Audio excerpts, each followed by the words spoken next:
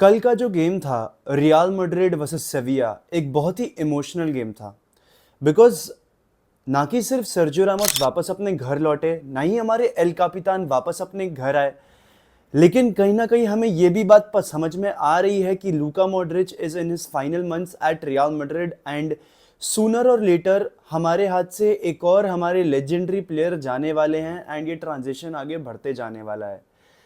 तो एक थोड़ा सा इमोशनल गेम था, एक इमोशनल टर्मोइल था फॉर रियल मैड्रिड फैंस।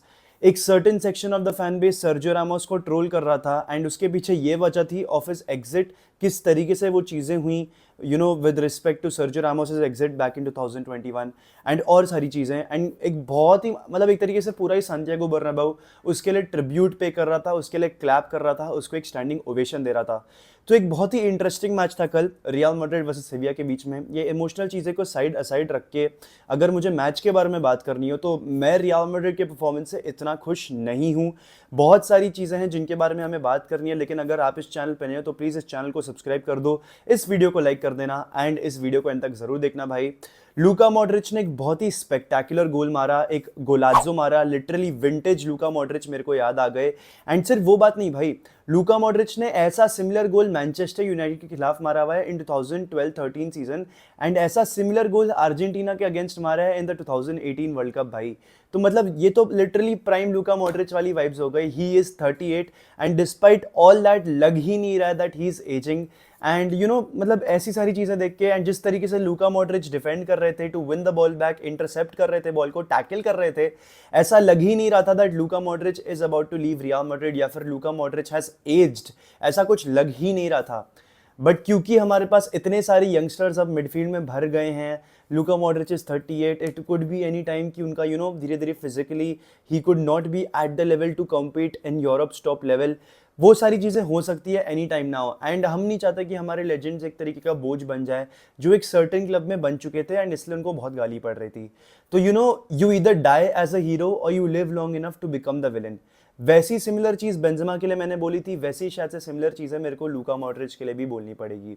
लेकिन उसके अलावा अगर मैच के बारे में बात करें, स्टार्टिंग मोमेंट में ही सेविया बहुत ही इंटेंसिटी के साथ उतर रही थी मैच में।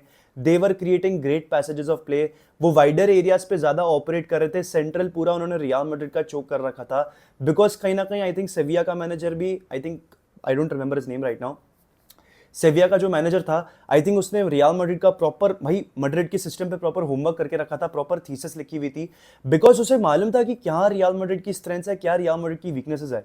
उसे मालूम था कि अगर फ्रान गार्सिया या फिर डैनी कार्वाहाल रियल मैड्रिड के वाइडर एरियाज को कवर नहीं कर रहे हैं अपने पेस से और अपने ऑफेंसिव स्ट्रेंथ से, तो रियल मैड्रिड को वाइडर एरियाज में थोड़ी प्रॉब्लम फेस करने को हो सकती है एंड यहाँ पर हमें हुई भी थी।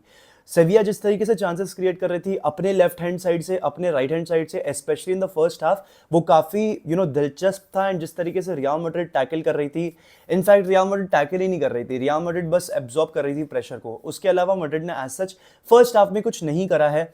जैसे जैसे बॉल विनिशियस को आ रही थी, Vinicius was trying to make things happen, but apart from that मुझे ज्यादा कुछ नहीं दिखा फ्रॉम रोड्रिगो। सेकंड हाफ में रोड्रिगो भी थोड़े बहुत ड्रिबल्स निकाल रहा था। एक तो चीज मेरे को ये समझ में नहीं आती, रोड्रिगो जब ड्रिबल करता है तो वो ऐसे एरिया में क्यों घुस जाता है जहां पर और प्लेयर्स क्राउडेड हो, तो उसके लिए बहुत ईजिली हो जाता है to lose the ball.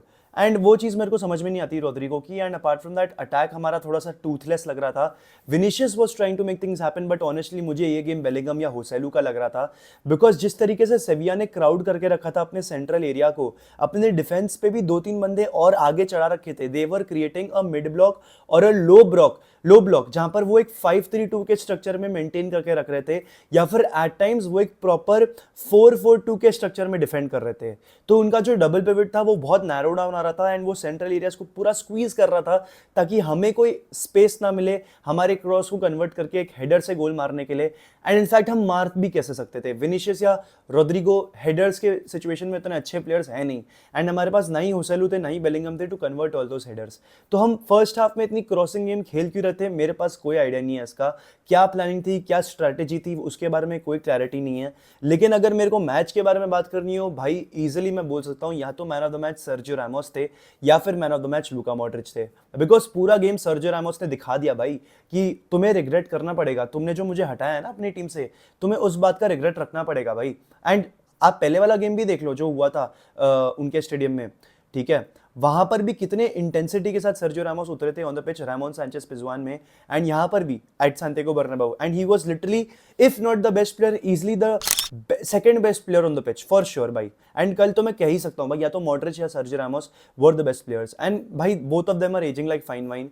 And मैं बस ये बोलना चाहता हूं कि यार मतलब दिल भर आया यार, मतलब emotions were at a peak. Of course हमें नींद वींद भी आ रही थी, लेकिन जैसे देख रहा था मैं सर्जियो रामोस को, मैंने बाद में वीडियोस देखे, क्लिप्स देखे of Sergio Ramos getting an ovation from the fans जब वो वार्म अप कर रहा था, तो वो एक बहुत ही हार्ट वार्मिंग जेस्चर था। मैंने कभी भी ये नहीं सोचा था कि सर्जियो रामोस एक ऑपोजिशन टीम के साथ उतरेगा with the captains arm band, वहां तक बातें पहुंच गई। तो वो वाली थी भाई चीज़ें। बाकी सेकंड हाफ में रियल मैड्रिड ने अपनी इंटेंसिटी बढ़ाई, रियल मैड्रिड थोड़ी सी और ऑफेंसिव लग रही थी with Vinicius, with Brahim Diaz. Brahim Diaz भी बहुत कोशिश कर रहा था टू मेक थिंग्स हैपन, अच्छी खासी ड्रिबल्स भी निकाले हैं, अच्छे खासे की पासेस भी करे हैं। जिस तरीके से रियल मैड्रिड ने अपना फर्स्ट गोल स्कोर किया, विनीशियस ने अपनी क्रिएटिविटी दिखाई, अपना विजन दिखाया, वो भी काफ़ी अच्छा था, वो भी काफ़ी ग्रेट था टू वॉच। लूकास वास्केस ने गोल मारा था, but of course it had to be disallowed because of the fact कि नाचो ने एक प्लेयर को फाउल कर दिया था, आई थिंक यूसुफ एन नसरी को फाउल किया था। लेकिन अगर यहाँ पर मुझे बात करनी हो फॉर द सेकंड गोल, जहाँ पर हमारे प्यारे बकरे बोल रहे हैं कि भाई सेकंड गोल भी स्टैंड नहीं करना चाहिए था बिकॉज रूडिगर जो है वो ऑफ साइड पोजिशन पे था। भाई रूडिगर ना, चल एक बार के लिए मैं मान भी लूं कि थोड़ा सा आगे था from the second last defender. Last defender हमेशा फुटबॉल पे गोलकीपर होता है, ठीक है, जो प्रॉपर, अगर किसी ने कोचिंग ले रखी होगी ना, उसके कोच ने उसको ये बात बोल रखी होगी, जो सेकंड लास्ट डिफेंडर होता है ना वो असल में एक सेंटर बैक होता है।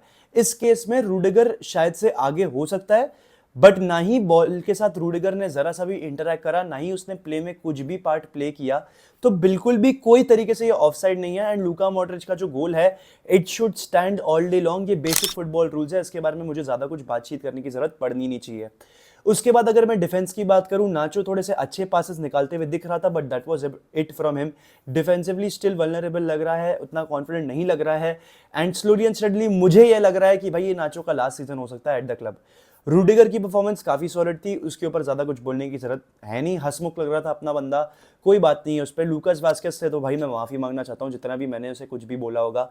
भाई लॉर्ड लूकास, भाई मैं आपके चरणों में गिरना चाहता हूँ, मैं आपके पैर पड़ना चाहता हूँ, मैं अपने सारे पाप आपके सामने धोना चाहता हूँ। लॉर्ड लूकास ने जो परफॉर्मेंस दी है ना भाई, it is absolutely crazy. Lord Lucas was literally everywhere भाई on the right hand side. जिस तरीके से राइट हैंड साइड पे वो चांसेस क्रिएट करने की कोशिश कर रहा था, वो क्रॉसेज डालने की कोशिश कर रहा था, और जिस तरीके से उसने गोल मारा है भाई, वो बहुत बढ़िया था। फर्लिन मेंडी की अगर मैं यहाँ पर बात करूँ तो भाई मतलब क्या बोले, 6 आउट ऑफ 10, 7 आउट ऑफ 10 बोल सकते हैं। उसके अलावा तो मुझे नहीं लगता उसके अलावा और कुछ बोल सकते हैं। मिडफील्ड की बात करूं तो फेदे वैल्वर्दे को थोड़े बहुत चांसेस मिल रहे थे टू एक्सप्लोड, एंड उन्होंने एक बहुत ही प्यारा शॉट मारा था in the first half, that was absolutely great.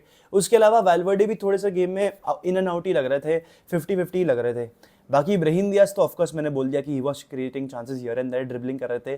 क्रूस I think had a good game. Of course भाई जिस तरीके से प्ले को स्विच करते हैं, टेम्पो को डिक्टेट करते हैं, वो वाकई लाजवाब है भाई। एंड चुआमिनी भी मतलब विद द बॉल इतना कुछ नहीं कर पा रहे थे, but defensively he was very solid. Attack की तो मैं ऑलरेडी बातचीत कर चुका हूँ। लेकिन अगर मेरे को आगे यहाँ से बात करनी होगी ना, बार्सिलोना इस समय हमसे 6 पॉइंट पीछे है। I think we are on 65 and they are on 59। Girona have a game to play, यहाँ पर देखते हैं जिरोना क्या करती है। Girona have a game to play and of course वो अगर जीतते हैं तो वो सेकंड पे आ जाएंगे। तो वही वाली बातचीत है भाई, इस समय हमने रियल मैड्रिड में तो ला लीगा ने तो हमारी गिरफ्त है, हमने एक अच्छी खासी लीड बना रखी है, और ऐसे ही लीड बना के रखनी है जब हम मेस्टाया में जाएंगे। 1 साल पहले जब हम मेस्टाया में गए थे, आपको पता है क्या हुआ था, मुझे बोलने की भी जरूरत नहीं पड़नी चाहिए। वैसा कुछ इस बार नहीं हो तो बहुत बेहतर होगा, ठीक है। एंड मेस्टाया में हमें 3 पॉइंट्स कलेक्ट करना बहुत ही ज़रूरी है। हमें रिवेंज उनके स्टेडियम में लेनी है, हमारे स्टेडियम में तो हमने उनको निस्तनाबूद कर दिया था। इसी के साथ दोस्तों मैं आज का वीडियो एंड करना चाहता हूं। अगर आपको वीडियो अच्छा लगा हो तो प्लीज़ लाइक कर देना। विद दिस यार दोस्तों, हाला मद्रिद इन अंदमास हस्ता एल फिनाल वामोस रियल।